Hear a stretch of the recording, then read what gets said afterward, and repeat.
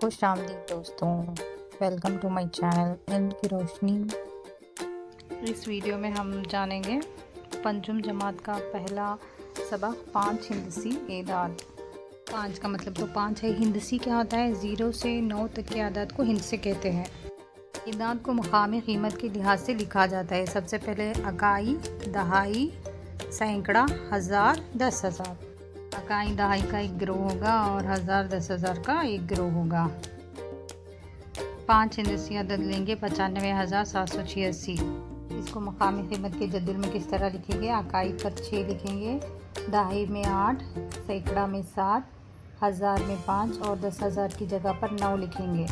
5 हिंदसी अदद को जद्दुल में इस तरह से लिखा जाता है। 10,000 से लेकर 99,999 तक 5 हिंदसी अदद हैं। 5 हिंदसी अदद को कॉमा किस तरह लगाते हैं देखेंगे। ये एक 5 हिंदसी अदद है। सीधी तरफ से यानी अकाई की तरफ से 3 अदद छोड़कर कॉमा लगाना है।